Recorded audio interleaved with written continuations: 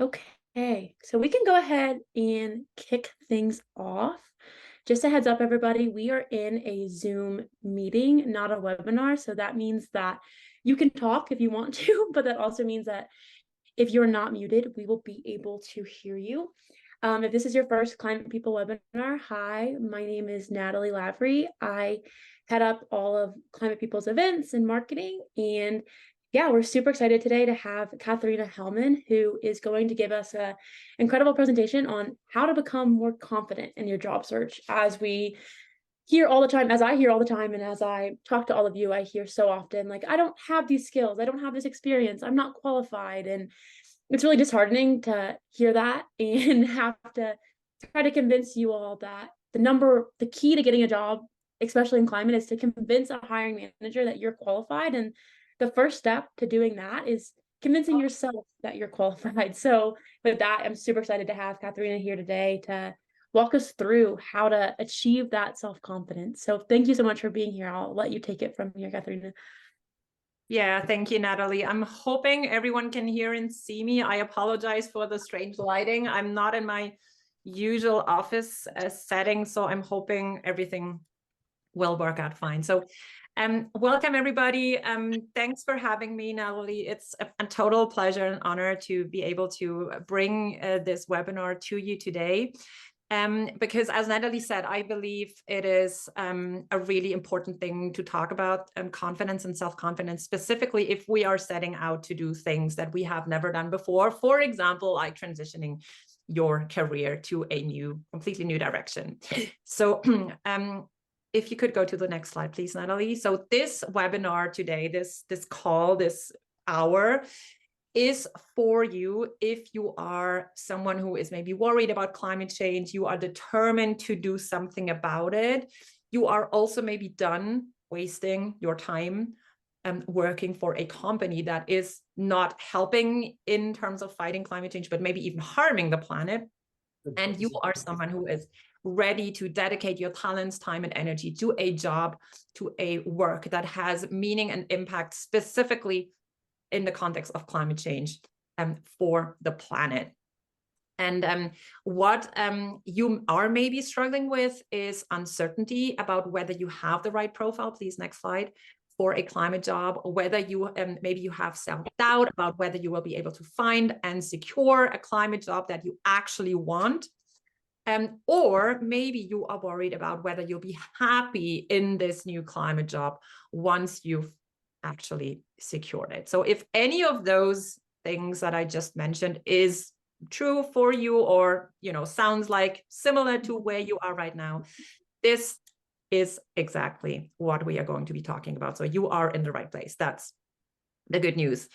And before we start, I would like to ask you, if before I introduce myself, if you would like to, you are not obliged at all in any shape, way, or form, to put into the chat a number between 1 and 10 to let me know how confident you are right now that you can land the perfect climate job in terms of, maybe finding it.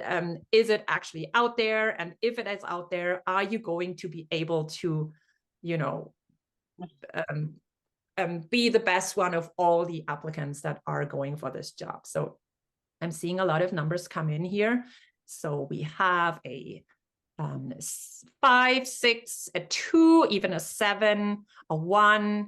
Okay, so I think it's a very good mixture. A lot of 4s, 5s, and 6s. So it sounds like that there is still room for a little bit more confidence in your life, in your job search. So I'm really hoping that this webinar that we are doing today is going to be useful for you in that regard.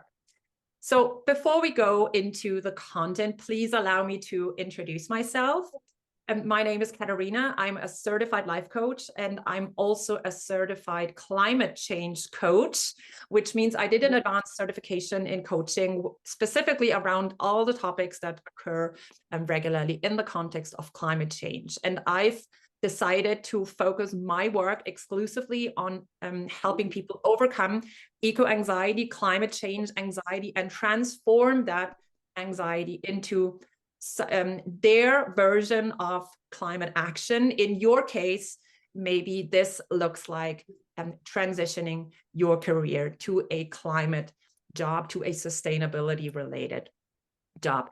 And I am doing what I'm doing because I have had my own climate anxiety journey myself. So I started my personal journey about 6 years ago in 2017, when I came across the IPCC report from that year, the United Nations Panel on Climate Change. That was this report that sparked Fridays for Future into action, so to speak.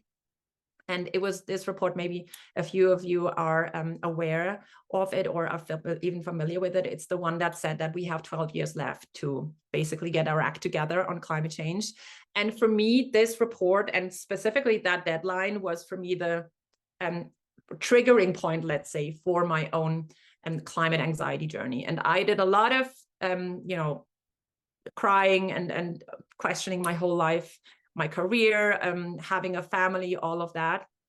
And ultimately, I landed at this type of coaching that I'm now qualified in. And this really helped me understand what was going on for me, how I could, take my power back, how I could deal with my emotions around climate change, and how I could transform them into effective and empowered action. And I'm hoping this is what I can also help you with today.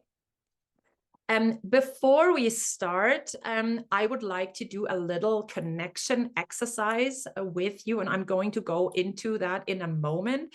I just would like to touch on one or two housekeeping points before that. So as you have noticed, Natalie is operating the slides for me. The reason for that being is that she will also operate the breakout rooms that we are going to be going into in just a moment.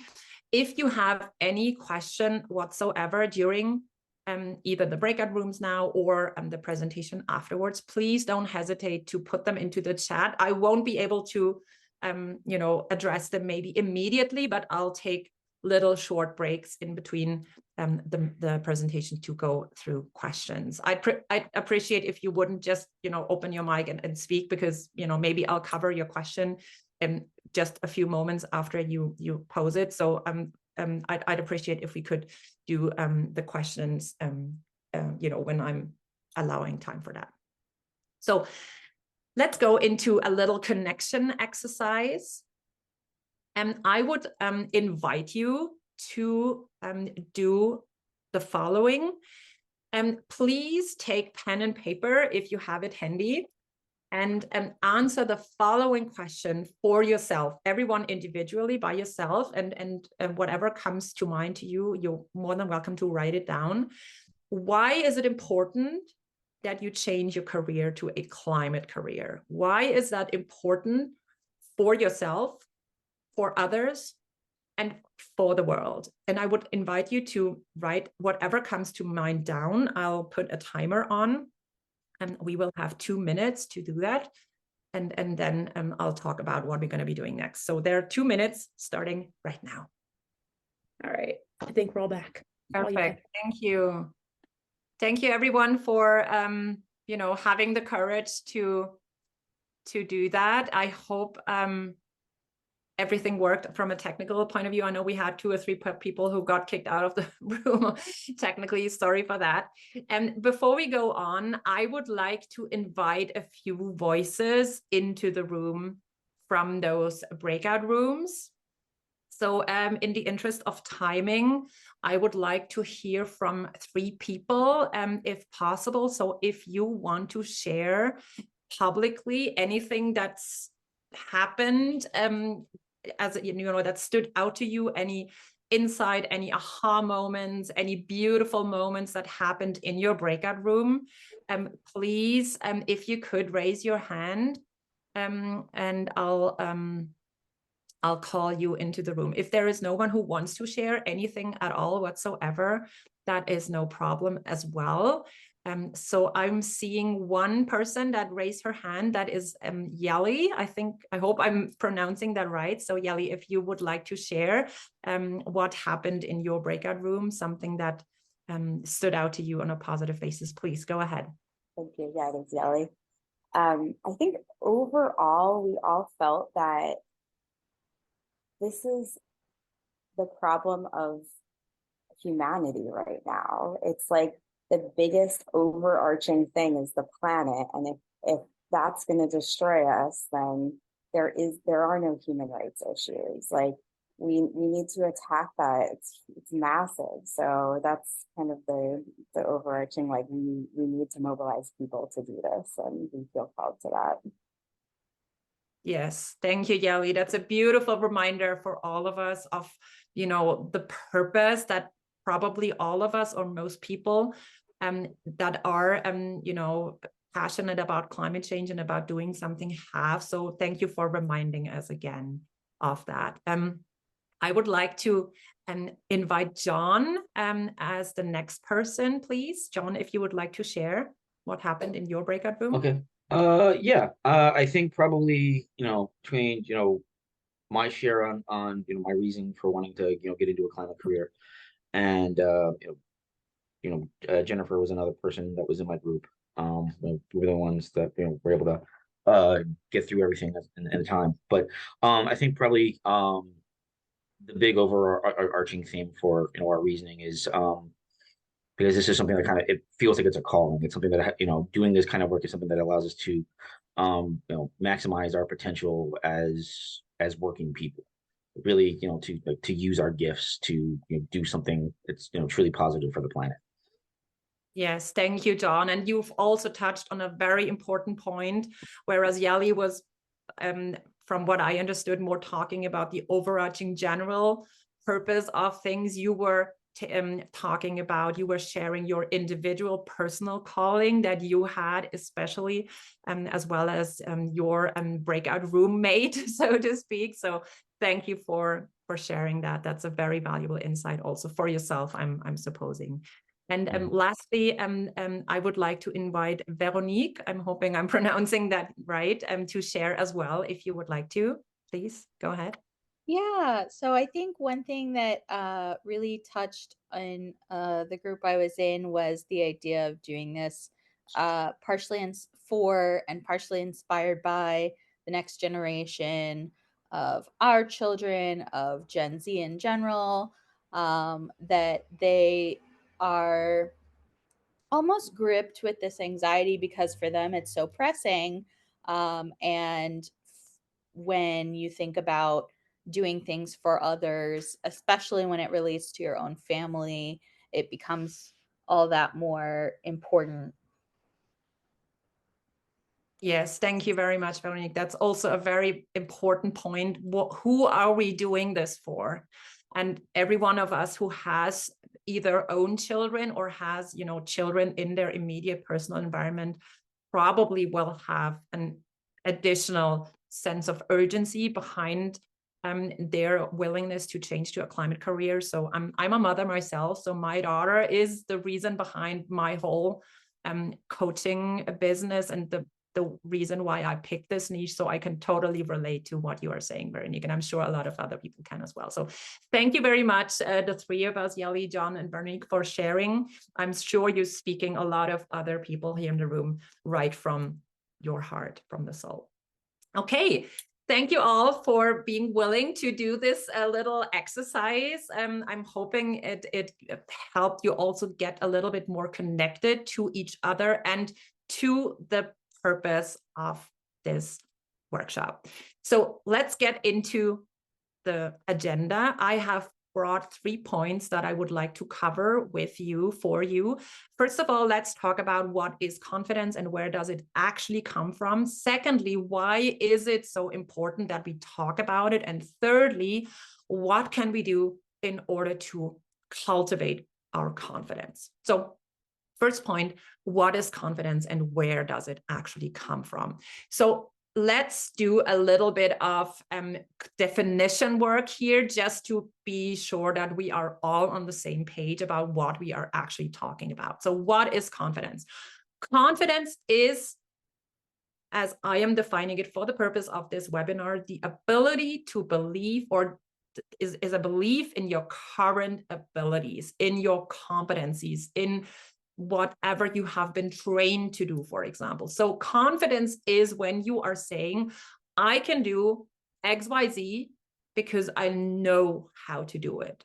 I know how to pour a glass of water. I know how to tie my shoes, things like that. You are confident about pouring a glass of water, about tying your shoes, because you have done it millions of times in your life already, probably. So confidence is knowledge based on evidence of past success.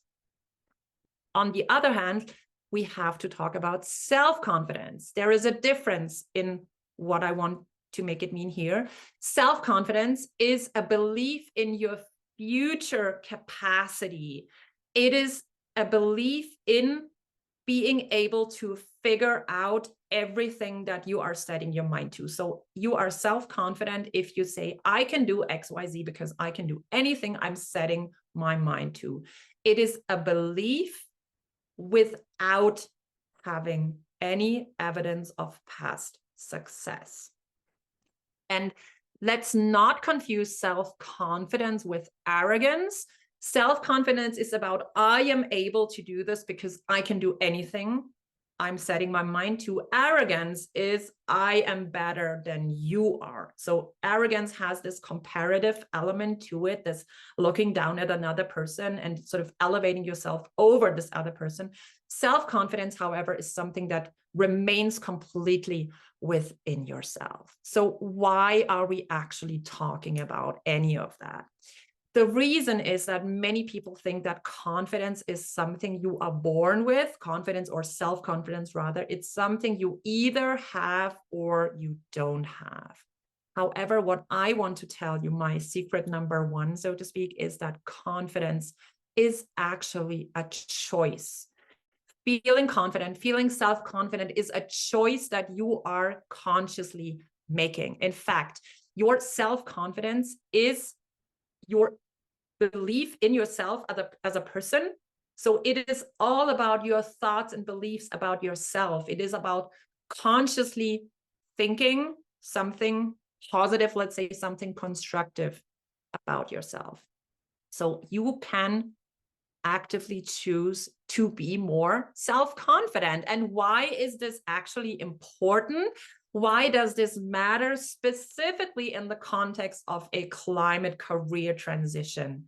It is because how you think about your past performance in your current career is determining your level of confidence. Remember, confidence is the knowledge of having done something 1,000 times, pouring a glass of water, tying your shoes, you know how to do it.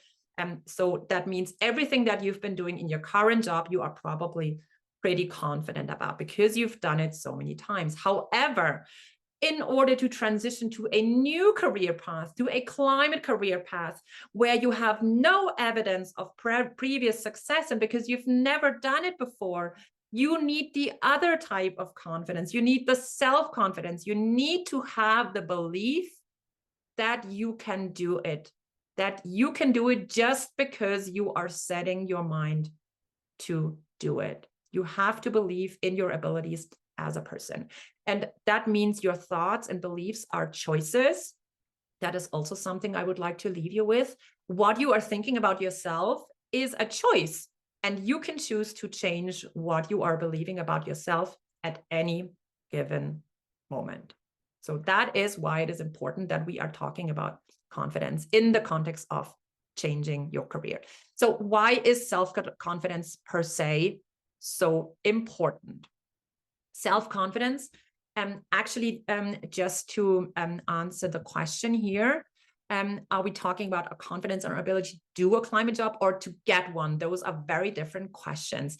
I'd actually say both, really, because if you are not yet in a climate job, the first thing that you have to do is actually get the job. So you have to be self-confident in, like, you have to believe in your ability that you will obtain the job, that you will be the best of all the applicants for the job. That's the first part. And then, of course, you also have to be self-confident in your ability to do the climate job if this climate job is entailing something that you have never done before. If you are, for example, at the moment an accountant, that is, doing accountant in a non-climate related company, maybe it's going to be easier for you to believe in your abilities to also do an accounting job for a climate or sustainability firm. But if you are also changing what you are doing as a job description, what you are actually doing, then you also need self-confidence for that. So it is a two-way answer, actually. I hope that answered your question. Please, if not, please put it back and put your follow-up question in the chat, and I'll try to answer it. So, second point, let's talk about why it is actually so important to talk about self-confidence and to cultivate about it at all. Like, why are we actually bothering with, this whole hour today? The reason is that self-confidence is an emotion. Oh my God, emotions. Ugh, I know. However, actually, let's talk about why our emotions are important, why they matter. A common misconception in our society today is that most people think that emotions are soft and unimportant. They are, wishy-washy, and they are something you can actually worry about when you have nothing better to do. If you need to perform, if you need to get something done, you don't have any time to worry about your emotions. That's the general perception in our society, at least from my perspective. And however, what I want to tell you, and that is my secret number one, if you want, is that our emotions are actually amongst the most important things in our lives, because our emotions they determine our entire human behavior. So whatever we do or don't do is because of our emotions. Now, let's look at why and how this works. And in order to do that, we have to understand that our emotions are generated from within our brain. And in that context, how our brain is functioning, how it is working, is very important to understand. So our brain, as most of you will know, consists of several parts. And the part that is actually running the show for us, despite our belief that we are human and more evolved than animals, the part of our brain that is unfortunately still running a lot of the show for us is our primitive animal brain. And this part of our brain has evolved in the way that I've depicted on the slide.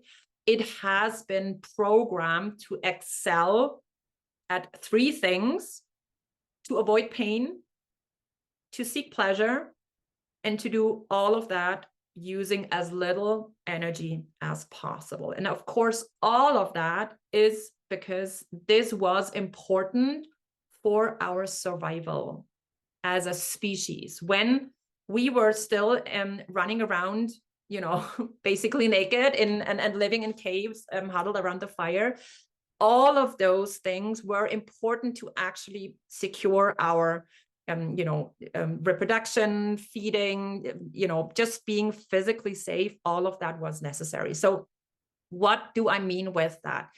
Our brain is programmed, hang on, Ellie, please say a little bit more here. Our brain is programmed to avoid pain. Pain is a broader term here. Our brain is programmed to steer us, keep us away from everything that is unknown, because everything that is unknown could be potentially dangerous, everything that is uncomfortable or physically painful.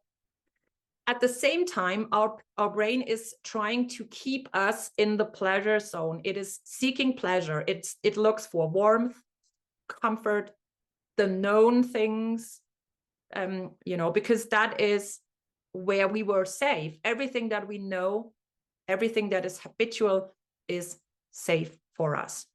And the energy saving part of things means that our brain is trying to have us repeat the same things over and over again, because once the neural pathways are formed in our brain, it takes almost no energy to repeat them. Why am I telling you all of that? Because what I'm trying to tell you here is that our brains have been evolved to keep us in our comfort zones. The comfort zone is where it is warm and safe and where we use up the least amount of energy. So this evolutionary brain programming is why it is so difficult for us to go out there and do something that we have never done before, to develop new habits, to transition also to new fields, to basically, to put it differently, to venture out of the cave and risk something that we have never done before. It's dangerous, it's uncomfortable, it's, there are a lot of things that might go wrong. So that this is what our brain is actively trying to prevent us from doing.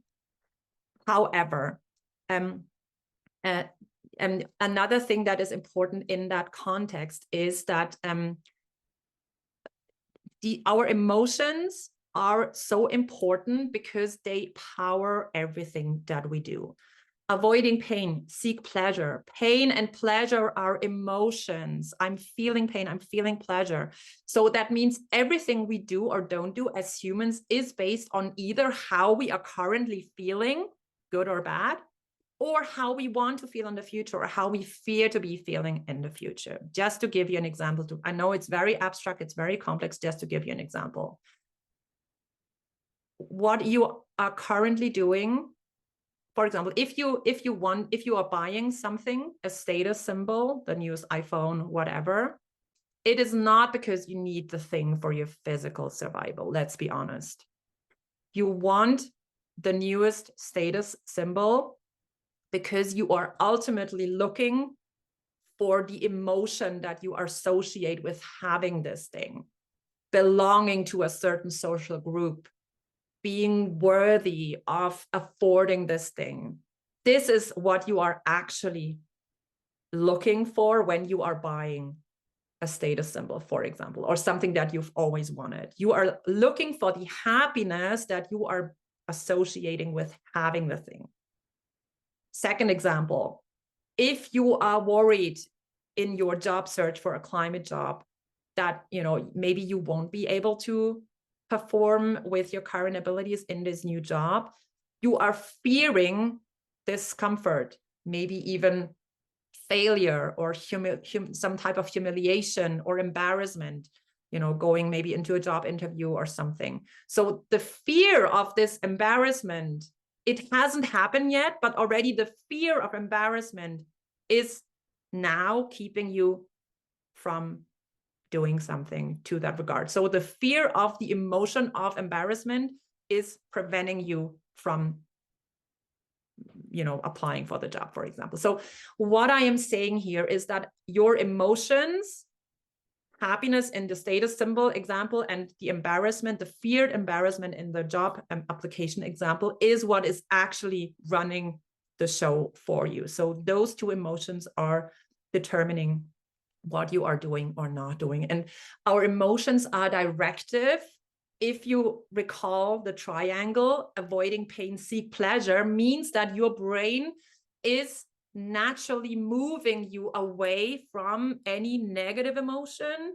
So we naturally avoid negative emotion and move towards pleasure, to move towards positive emotion. So that means everything that we are doing as humans is in order to feel better, or at least not worse than we are right now.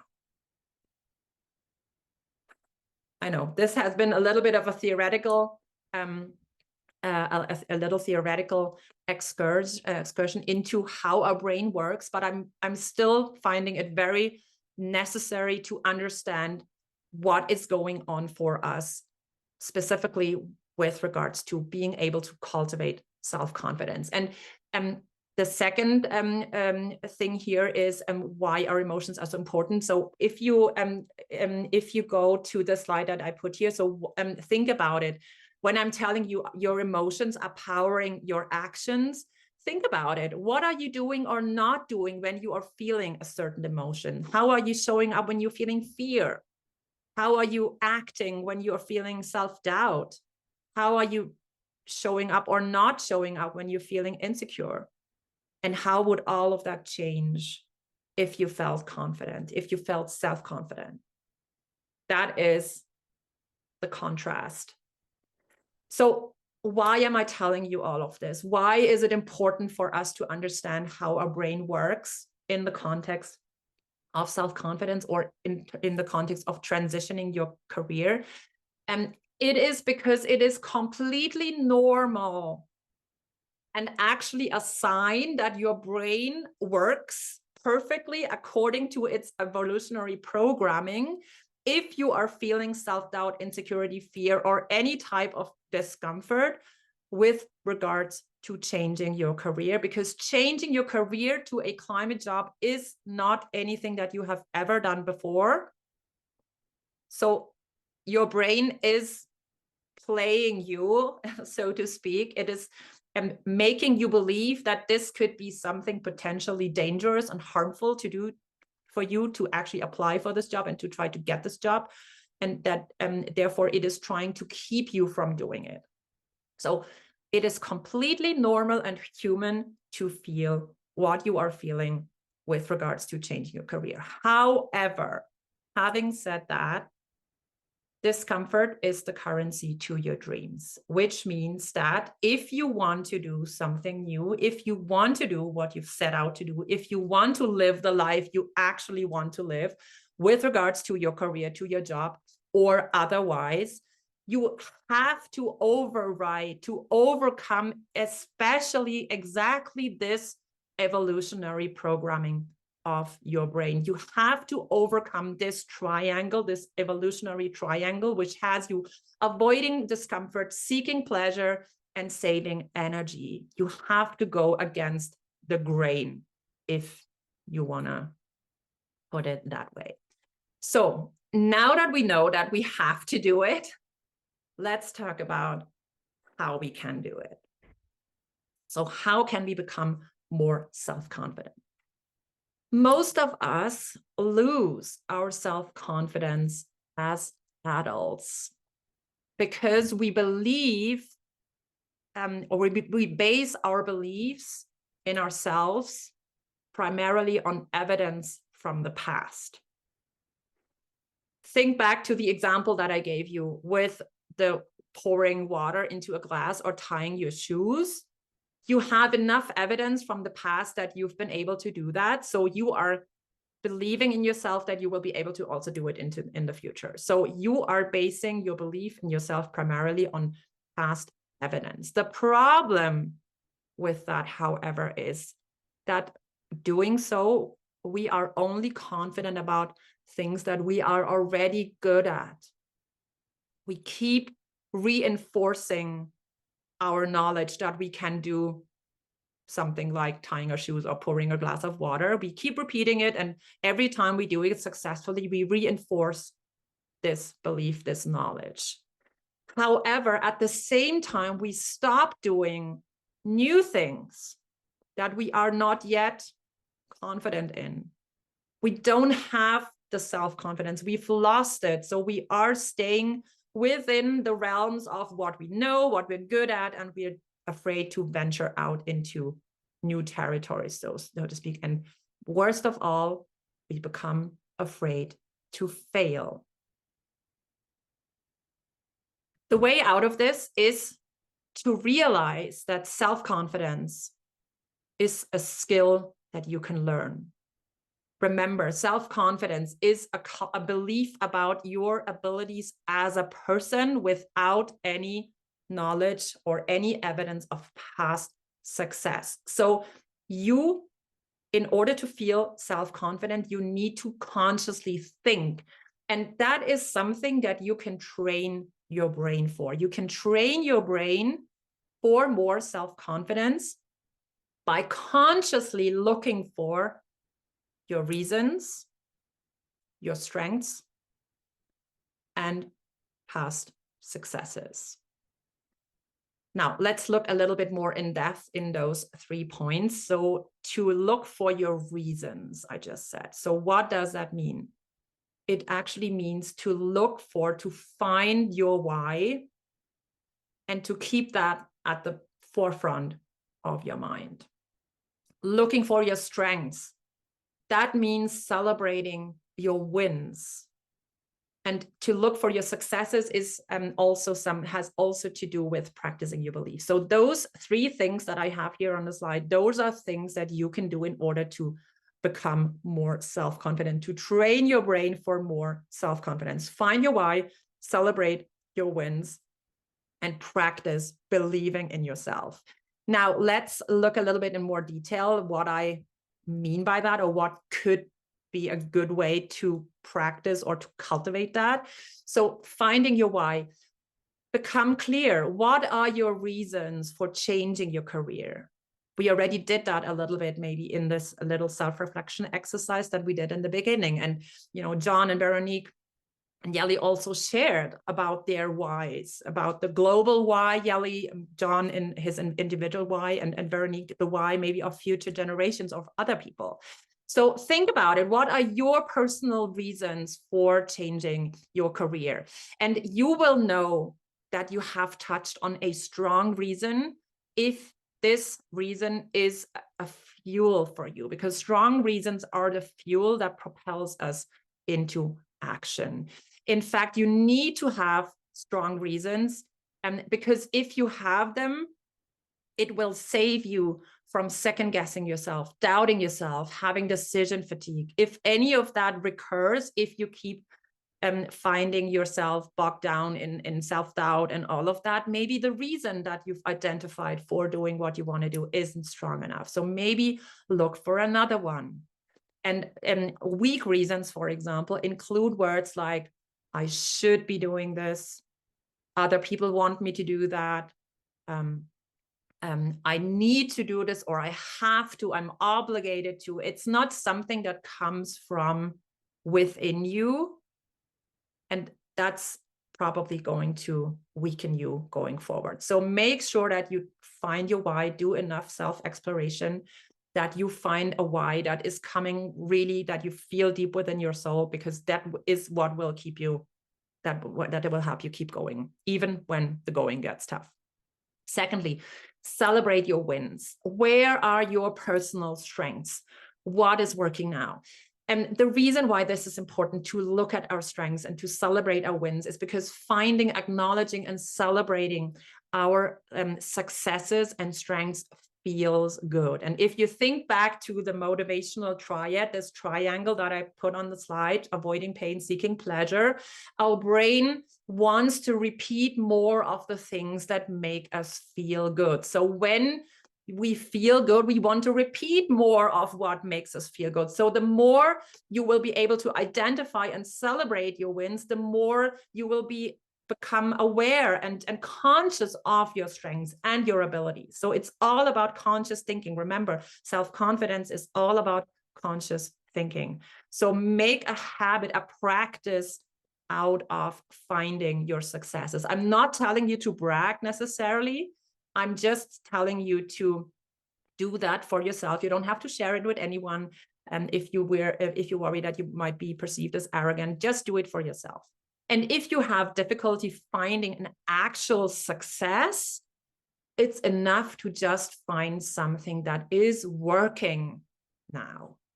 There is no one on this planet who has zero success in life. There is always something that will be working for you in some area of your life, private life, professional life, whatever. So don't worry about if you can't identify a success right away. And the last tip that I have is to practice believing. I told you in the beginning, your thoughts and beliefs are choices. They are unconscious choices. There's a lot of subconscious programming going on, of course, but you can train yourself. It's what I do with my clients all the time. I'm helping them change their beliefs about themselves, about the world, about climate change, about the future. So ask yourself, what do you want to believe about yourself? And then choose a belief that generates self-confidence for you. How are you feeling when you're thinking, I can do this? I am needed. My work is needed. My qualifications, my abilities, my gifts, as John put it, my gifts are needed. I am meant to do this work. The world needs me and my gifts. find something that resonates with you and practice this belief. And again, why does all of this actually matter, specifically in the context of climate career transition? It's because self-confidence is like a muscle. It is built up through overcoming adversity and challenges. And a very good image that I find to have here is we have to start with courage in order to end up with confidence. We have to have courage to go out, try something new, override this evolutionary programming. And then once we've done it several times, then we can move into the realm of confidence. And remember this motivational triad: venturing out of the cave in order to do something that you've never done before. Any goal worth having is beyond your current abilities.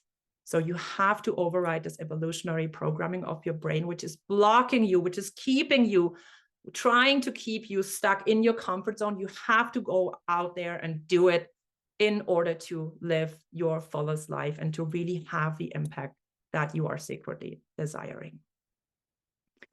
So to sum up what we covered so far, 3 key takeaways that I would love for you to take away with you from this webinar. A career change, first of all, requires self-confidence. Self-confidence is the belief in yourself as a person that you can do it, even if you don't have any evidence of past success. Secondly, feeling self-doubt, fear, discomfort, panic, whatever you may be feeling with regards to your climate career transition or with regards to anything else you are setting out to do in your life is completely normal. It is just your brain trying to keep you safe. And it is not any reason for you to not take action. On the contrary, you can take action anyway. And your dreams, your goals, your impact, your vision, the life you are desiring is on the other side of this discomfort. And lastly, you can train your brain for more self-confidence by consciously looking for your reasons, your strengths, and your successes. So, are there any questions? If so, we can take a moment to see that. So I'm reading the chat. Self-doubt is not something I started feeling. It only onset after failing to get interviews or job offers. It's the rejection that kills confidence. Yes. And Staten, you know why? It is because your brain worked on default mode, so to speak. It actually latched on this one time that you weren't able to get the job. And it kind of made that mean that you won't be able to do it. It latched on that. It created the evidence that you can't do it, that you cannot do it. It reinforced that belief over and over and over again. And so the key here is to realize that and then to do it anyway, to move forward anyway, despite the rejection. Feeling self-doubt or fear is the currency to move towards goals and dreams. Yes, exactly, Dawn. That's exactly the key here. Okay, so that is what I have for you today. If there are no other questions, I would like to invite to a second little reflection and connection exercise, much in the same structure that we did in the beginning. So if anyone needs to go, of course, I totally understand. But if you have another 6 minutes or 8 minutes to spare, although we are a little bit over time, I'm apologizing for that. I'd like to invite you to take part in this other exercise here. So I would like to invite you to please answer oh, sorry, there is a question coming in. First of all, Melissa says, I have to sign up. Thank you, Katharina, Natalie, for your time and for this webinar. I'm walking away with a few new nuggets of wisdom. I look forward to putting some of these tips into practice. Perfect, Melissa. Thank you so much for this message. I'm glad it was helpful for you. And then there is another question that asks, what if it's hard to see your strengths amidst failure? Well, first of all, I would like to say I would like to make ourselves aware of how we are thinking about failure as a society. Failure has this connotation of negativity. However, what does failure actually mean? Failure means that you have tried something and it didn't work. So there is also a lot of learning involved in failure. You know that the way that you did this one time didn't work. So there is also the learning that maybe next time you're going to have to try a different approach. So if you look up, if you take the image of a mountain, so you want to climb a mountain and there are maybe, I don't know, 10 different roads that you don't know which one of those is leading to the summit.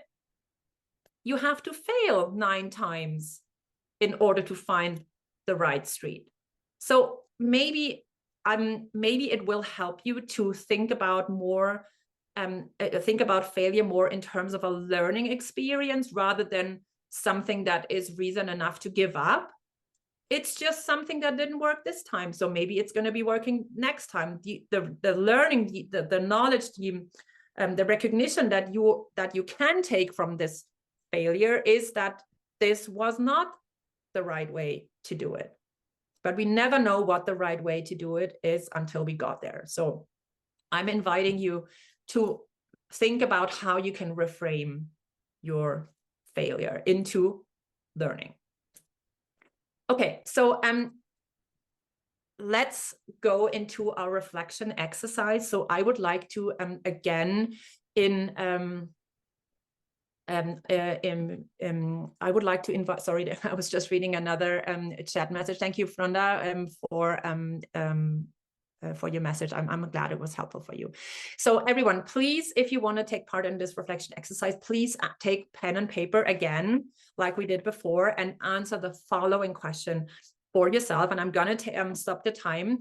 What are you taking away from this workshop? What has been your learning from this workshop, and what is going to be your next step? Please take your time to journal right now. Time is running now. Okay, hello everybody. Welcome back.